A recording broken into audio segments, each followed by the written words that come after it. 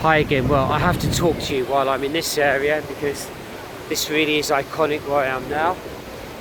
I'm in the heart of Trafalgar Square. What a beautiful walk, and if I turn around me here, you have the beautiful water fountains there. Some fantastic statues. You also have the National Gallery right behind me. You see that in a lot of films. I know that was in Skyfall, the James Bond film. Had a great scene there. And if I turn around over here, you have the statues of the lions. Do you know, I've been coming here to Trafalgar Square since I was a young boy, and it's had a few changes since, but a lot of this is still pretty much the same. But I think it looks better now. It's more pedestrianised, it's cleaned up and tidy. I remember the days when I used to come and feed the pigeons, but that was stopped a long time ago because they used to really make quite a mess of the place as well. But really is a fantastic area that I'm at now, around the heart of the West End, Charing Cross, Covent Garden, down that area there, that takes you to Whitehall and the Houses of Parliament and Westminster. I think you can see Big Ben in the background there. Whitehall, 10 Downing Street is behind me there. And I don't know whether you can see, I don't think I can show you all of it. If I tip it up there, there we go, can you see that? That's Nelson's column there. Another icon in British history, famous for those lines when he was at death's door of "Kiss Me Hardy."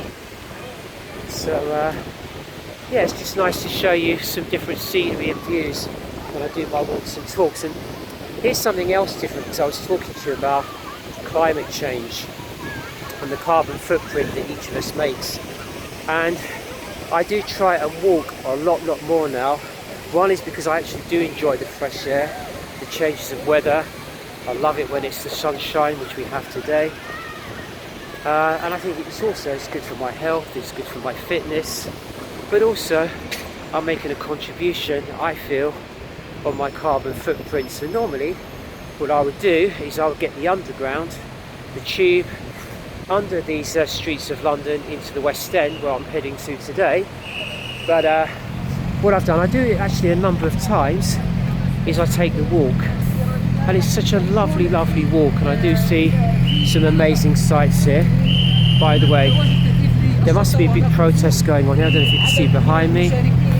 You know, I love it. London is always so buzzing, there's always something big going on. I hear, oh, have a look behind me here. Oh, what's going on here?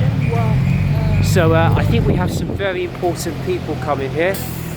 We're near the Canadian Embassy, and I don't know if you can see. Oops, let me get my can you see that there? We have some very important people obviously coming by here. Can you see? Very important people as I record. I'm not sure if they like me recording there, but maybe that's what it's all about. Some obviously very high level people, perhaps on their way to Westminster. For all I know, that may have been the Prime Minister in one of those cars. I was getting a bit of a dirty look there actually from one of the security guys, and maybe I'm lucky they didn't just suddenly pile out the car, bundle me to the ground and take the phone off me. So I should be grateful for that. So where was I? Yes, about the walking. And the other benefit really is you see so much more than when you're going underground. You see a lot, not just I do know London very well, but I never cease to enjoy all the views that I take in, no matter how often I come around these areas. Fantastic buildings, the history, the statues. I love the buzz, the energy. I get a great feeling when I do come into central London, and by walking, that's when I do get all these benefits. So if you're somebody who lives in London and you do a lot of travelling on the underground, why not try it a little bit differently sometimes and walk it instead? And there's just so many benefits to doing that. So I've come past Trafalgar Square now, and I'm now just about to head up the Haymarket. Now, the Haymarket is, in fact you can see that there. Whoops, sorry. There we are. Or I don't know if you can see that there. The Haymarket, West 1. And that's another well-known area of London. Coming up to Piccadilly Circus. And you have a lot of, well not a lot, but you do have some of the great theatres here. I've been there a number of times. By the way, I'm sorry about when I put my fingers over the camera there. I really must get used to that. And the theatre I'm just about to walk by now, maybe I need to show it to you another way. I know you can see it over there, I think. Yes, it's coming up now. And this is Her Majesty's Theatre. And this is where, can you see that behind me there? The Phantom of the Opera. The Phantom of the Opera had been showing for so many years. I think I first went to see Phantom of the Opera, must have been in the early 1990s. Where are we now? We're in 2020. I think it started somewhere in the 1980s with Michael Hall and Sarah Brightman, and it's still going strong even to this day. I hope you still hear me okay, because there are some roadworks going on where I've just passed. And I'll pause it now, so I'm going to talk to you again when I'm walking up Regent Street. Okay, I have to talk again while I'm around here, because I'm at Piccadilly Circus now, and behind me is the pedestrian walkway to Leicester Square. And I don't know if you can see that, I'm now passing the Hard Rock Cafe, very well known place in Piccadilly Circus. And I want to just show you the views while I'm here. This is why I really enjoy doing the walking. By the way, I love listening to the buskers as well, but have a look there, the Trocadero, I've known that for many years. This is iconic, Piccadilly Circus, the advertising boards. You see that on so many TV shows and films. That used to be the Swan and Edgar, that building behind me. I worked in there many years ago. At Christmas time, you've got the Criterion. There's a cafe there, we used to hold events there for Global Women, called Savini's. It's now called something else. And I continue my walk as I go on to Regent Street. But the other thing I want to say, I've stood round here many times. I love listening to the buskers. Just listen to this for a minute here. Whoops. Here we are.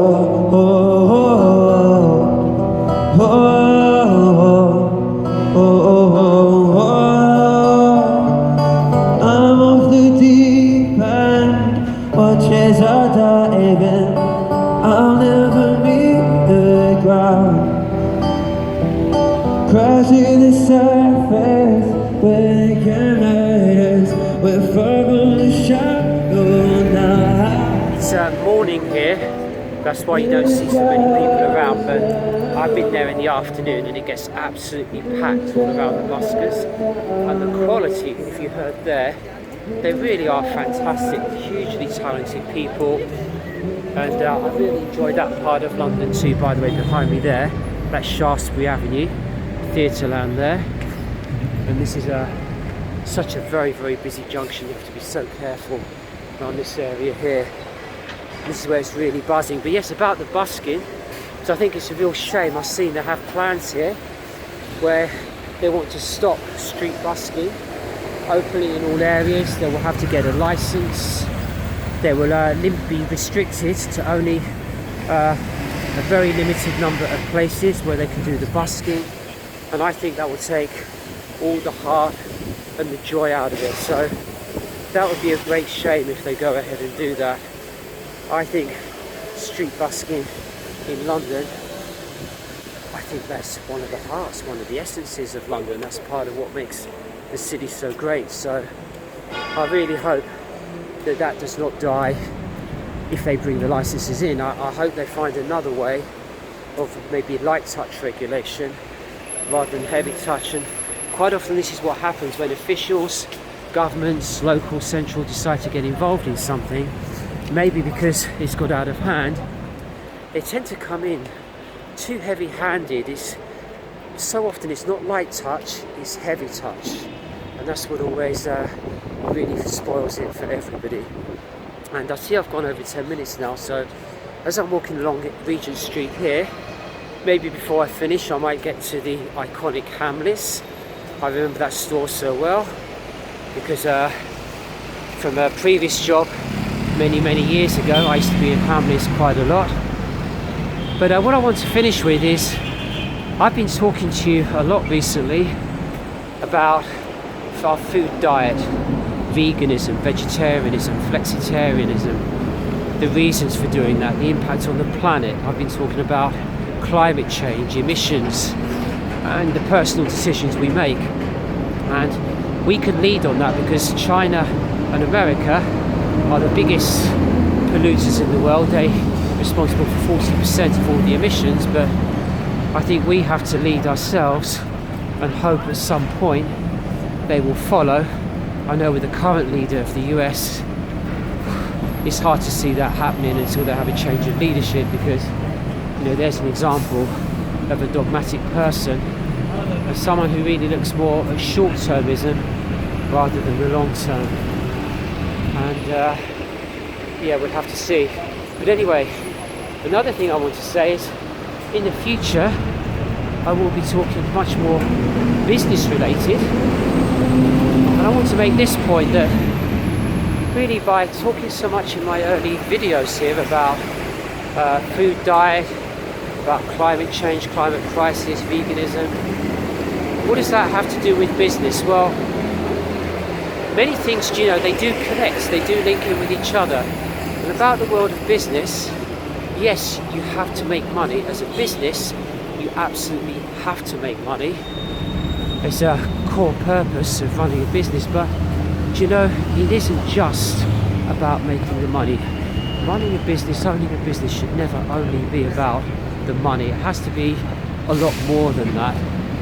It has to be about your vision, your purpose, your beliefs. I think it should also be about how do you make a difference to other people's lives, to your local area, to your country, to the environment, to the planet. When you think about it all in the round, business can be a service for good. And that's why I've introduced you a lot more about me as a character, my thinking, my principles and my beliefs. And we can look back on this when I start developing with you a lot more my thoughts about where I want to go in this decade in the world of business, and from everything that I've learned, and some new changes of direction, and I will share that journey with you. And I'm looking behind me now because I wanted to see, before I finish, whether I'd actually come up to Hamleys. I haven't yet, but you can see it's a lovely area, Regent Street, and being the morning, it's not too busy with the people either. Anyway, I think I've said enough for now, and thank you very much for watching, and have a great day. See you next time, and toodaloo. Okay, actually a postscript here before I go. As I'm here, I just had to show you Hamleys, the iconic toy store in the background on the other side of the road. Whoops, I better stop for a minute as a bus has just passed by. There we are. That brings back memories to me. And there is Hamleys. And one final thought is, I'm uploading these videos in the raw, exactly as they've been filmed with no editing. But that is something I'm going to do in the future. I mentioned about YouTube editor. So another task for me is to do some editing, and maybe all these early videos, I will put them all together in one nicely edited sequence that takes all the best bits and shows my early days of doing this Clarke Park show, uploading it onto YouTube, and you can follow that journey with me. Okay, that really is it now. So thanks very much, and toodaloo.